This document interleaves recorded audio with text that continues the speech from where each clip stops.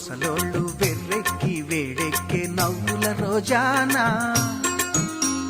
శోభనపు పెళ్లి కూతురల్లే తెగ సిగ్గుపడే సొగసరి మీ నాన్న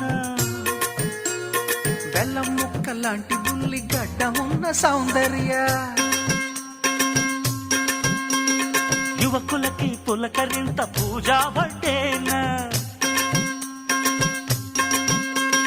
రవ్వ లడ్డు లాంటి పిల్ల మాలాశ్రియ దేశాన్ని ఊపేసిన భాగ్యశ్రీయ